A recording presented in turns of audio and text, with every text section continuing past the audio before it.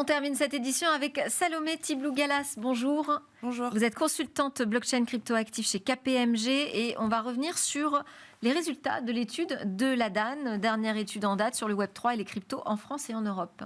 Complètement. Donc l'ADAN, pour rappel, c'est l'association qui représente les professionnels du Web3 en France et en Europe. Et ils ont publié leur nouvelle étude sur l'adoption crypto en Europe en 2025. Ok, donc qu'est-ce qu'on a comme chiffre déjà en France ? En France, peut-être le chiffre un peu marquant de cette étude, c'est qu'on a une adoption qui stagne, voire qui recule, puisqu'on est à 10%, on était à 12% l'année dernière. Par contre, on a une vraie volonté d'acquérir, puisque chez les intentionnistes, on est passé de 22% à 34%.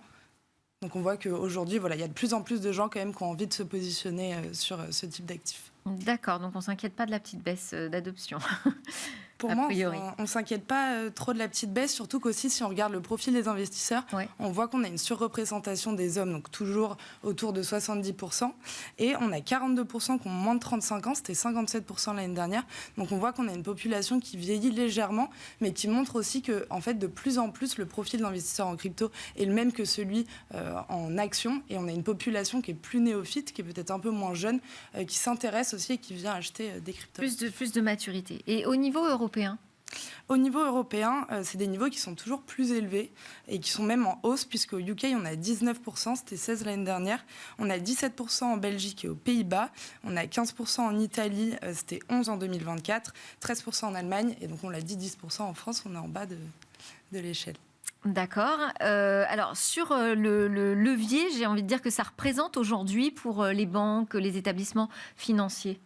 Eh bien, en effet, un autre chiffre assez marquant sur cette étude, c'est le fait qu'on voit qu'il y a un vrai intérêt stratégique pour les banques de se positionner, puisque du côté des acquéreurs français, en tout cas, un quart d'entre eux privilégieraient de passer par une banque pour l'achat, vente, conservation, si elle proposait ces services-là. On a 65% qui seraient prêts à changer de banque, et on en a 2/3 des acquéreurs et des intentionnistes qui seraient intéressés par une offre bancaire, notamment sur des ETF ou une exposition en direct. Ça, c'est un message quand même important à écouter du côté des établissements bancaires, hein. Je ne sais pas s'ils l'ont entendu. On va passer à cette autre actualité, c'est Boursobank qui propose justement des ETP crypto, dont Bitcoin et Ethereum, depuis assez récemment. Exactement, ce qui montre d'ailleurs que peut-être les banques ont commencé à entendre le message et le fait qu'il y avait une vraie demande. Donc ils proposent 5 produits de CoinShare, donc qui est leader européen aujourd'hui sur ce type d'actifs, et un de BlackRock. Et alors BlackRock a annoncé plus ou moins au même moment que pour la première fois, ils arrivaient en France avec un ETP Bitcoin. Les ETP, c'est à peu près la même chose que les ETF aux États-Unis. C'est plutôt une question de dénomination en fonction des régions du monde. D'accord. BlackRock, pour rappel, c'est un peu le géant américain qui a lancé la mode des ETF crypto aux États-Unis début 2024. Donc voilà, ça envoie un vrai signal, le fait qu'ils viennent se positionner en Europe. Et pour vous, c'est une étape importante, c'est un vrai signal stratégique Pour nous, c'est une étape vraiment symbolique et aussi stratégique, parce qu'on l'a dit, à la fois le fait qu'il y ait un géant américain qui vienne se positionner en Europe, là où peut-être les gros gestionnaires d'actifs aujourd'hui, comme Amundi, comme Nîmes, ne le font pas encore.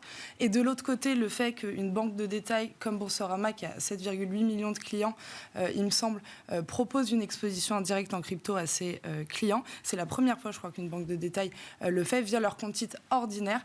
Et en plus, avec les chiffres de l'ADAN qu'on a cité juste avant, ça souligne qu'il y a un vrai intérêt stratégique, encore une fois, il y a une vraie demande, et du coup ça pose réellement la question de comment vont réagir les acteurs européens. Et sur là, les mois passés, il y a d'autres initiatives du côté des établissements bancaires qui ont été prises. Exactement. On voit ces derniers mois qu'il y a plutôt des bons signaux, puisqu'il y a une multiplication des annonces des différentes institutions financières. On a SG Forge qui est positionné pour le coup depuis assez longtemps. Donc ça, c'est Société Générale ? Société Générale, pardon.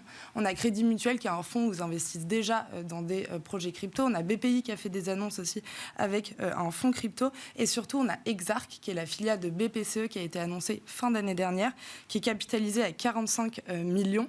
Donc on voit qu'il y a une vraie demande de la part, pour le coup, des gens qui dirigent la BPCE de se positionner sur le sujet.